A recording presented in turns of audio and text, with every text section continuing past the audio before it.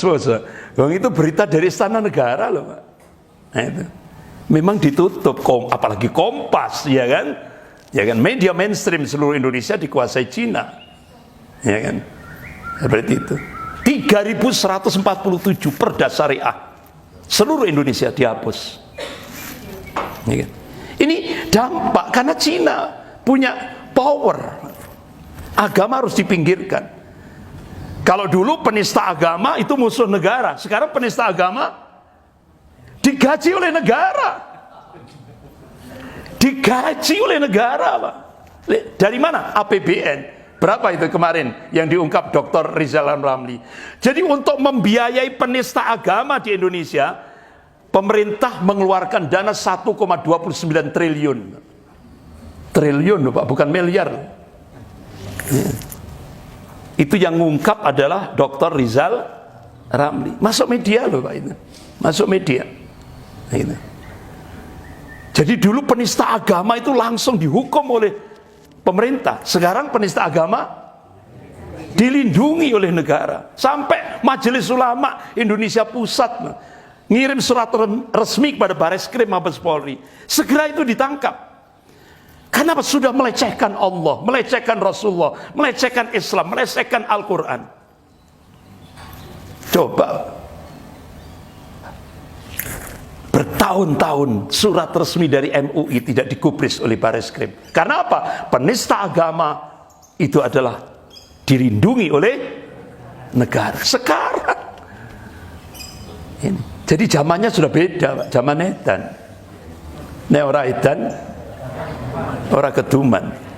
Bejo-bejone wong kang eling lan waspada. Jadi itu Bapak Ibu yang dirahmati Allah. Tapi wa makar Allah wallahu khairul makirin. Mereka membuat makar, tapi Allah balas mereka. Makar mereka, dan Allah itu sebaik-baik pembuat makar. Akhirnya bonyok juga. Ya kan? Penista agama itu bonyok juga kan. Siapa? Ade Armando. Bonyok, Pak, iku ulo marani gepuk. Tidak ada hujan, tidak ada, ya kan, tidak ada panas.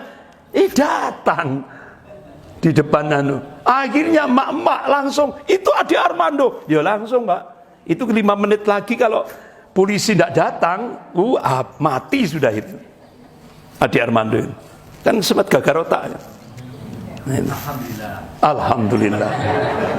Ya, sampai akhirnya orang-orang Madura yang ada di Jabodetabek sudah giliran ya gitu. Habis ini setelah Ade Armando siapa?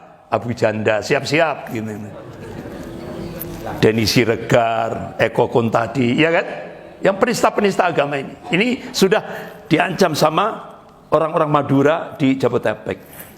Karena memang karakter Madura itu, Pak, kalau orang Madura karakternya itu kalau tidak sholat, tapi Islam dilecehkan, nyawa diserahkan, iya kan? Ada yang dari Madura ini? Ada, Pak? Oh, banyak kan? Nah itu, makanya ada peneliti dari Australia itu namanya Greg Valley, Pak. Greg Valley itu peneliti senior di Australia. Jadi sampai beliau melakukan riset tentang karakter orang-orang Madura itu wila-wili ke Madura beliau ini. Jadi akhirnya beliau mengambil satu kesimpulan, bentengnya Islam di Indonesia itu adalah Madura. Setelah itu Aceh, Darussalam. Nah itu bentengnya itu Madura. Makanya ketika saya diundang di Pangkalan, kemudian nginep semalam, diundang lagi ke Pamekasan, nginep semalam, langsung meluncur ke Sumeneb gitu. Itu saya minta pada ulama-ulama Madura itu, Madura harus bangkit, ya kan? Karena bentengnya umat Islam Indonesia itu Madura, baru setelah itu Aceh gitu.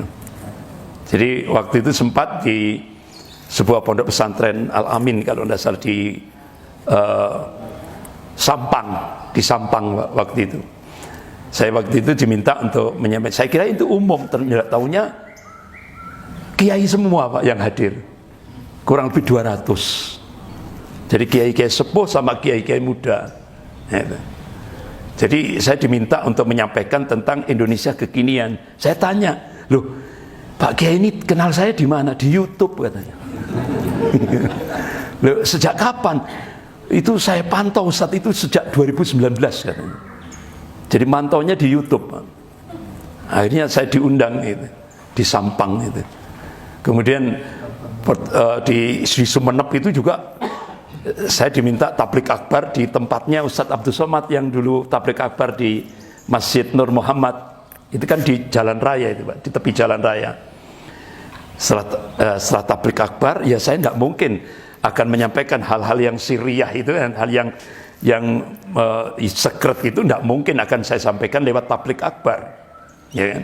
Akhirnya diminta oleh para kiai sepuh dan kiai muda itu lanjut pertemuan mulai jam 9 malam sampai jam 12 malam Pak, itu jam 9 malam sampai jam 12 malam. Alhamdulillah apa yang saya sampaikan diterima, dan insya Allah ini mau diundang lagi mau diundang lagi ya. Bahkan sampai Kiai Tijani yang perenduan ya, Kiai Tijani itu perenduan ya Pak ya, Al-Amin perenduan, itu juga sempat tabayun lewat ajudan beliau saya tentang saya kan sempat memberikan statement hati-hati ulama-ulama Madura, karena ini ada kiriman satu mobil box ya kan, isinya apa Pak? Fulus. Nah itu kalau warna merah kan berarti triliun, bukan miliar, triliun ya. Nah kira-kira saya tanya, kira-kira sudah masuk Madura? Sudah Ustaz. Nah, itu. Jadi untuk melemahkan umat Islam itu lewat satu box loh Pak, satu mobil box. Dan akhirnya sekarang tinggal duit sudah habis Pak sekarang, ya kan? Untuk melemahkan, untuk nyogok tokoh-tokoh ini, ya kan? Nyogok tokoh-tokoh ini sekarang habis. Akhirnya sekarang berubah lagi, di Mojokerto itu ada pertemuan tokoh-tokoh sak Jawa Timur Pak, tokoh-tokoh sak Jawa Timur. Itu karena fulusnya sudah habis, yang ada cuma duit hutang, ya kan? Yang ada cuma duit hutang, ya. Itu akhirnya Pak, nyogoknya pakai tanah Pak. Berapa? 4,7 juta hektar. Itu diobral itu Pak, diobral. Ya siapa yang mau, ya kan? Ya otomatis nggak ada masakan siang gratis. Siapa yang mau mesti ada konsekuensi, ya kan? Ada syarat, ya. Sampai seperti itu. Jadi benar-benar gila Pak, untuk apa nganu kekuasaan ini benar-benar gila. Zaman edan. Jadi bapak-bapak, ibu-ibu yang dimuliakan Allah Subhanahu wa taala, itulah kondisinya. Nah sekarang tadi sudah saya sampaikan, Pak Amin Rais sudah menyampaikan, yang penting sudah saya sampaikan ya. Bahkan sampai itu tadi nggak tanggung-tanggung, sampai Jepang mengingatkan Indonesia, ya kan? Tokoh-tokoh ulama khawatir apakah Indonesia ini nanti seperti Tibet, kan hampir mirip, ya kan? Dan sekarang Tibet, ya kan, tokoh spiritualnya ditangkap dan diusir. Dalai Lama itu kan tokoh spiritual Tibet, ditangkap, diusir dari Tibet, dan sekarang Tibet sudah dikuasai oleh Cina. Sri Lanka sudah, ya kan, Sri Lanka. Jadi satu-satunya negara ASEAN yang menolak imperialisme Cina cuma satu, Malaysia, ya kan? Itu sampai akhirnya kan Dr. Mahathir Mohamad diminta bagaimana dengan Cina, minta ini Dr. Mahathir Mohamad minta itu jalan-jalan tol yang dibangun oleh Cina bongkar semuanya, balik bawa lagi. Itu jalan-jalan tol itu suruh bongkar sama Mahathir Mohamad, ambilin semuanya. Jadi Mahathir Mohamad menolak, ditolak kerjasama dengan Cina. Indonesia monggo pinara, itu ya. Jadi bapak-bapak, ibu-ibu yang dirahmati Allah, benar-benar Tadi kan sudah saya sampaikan, implikasinya besar.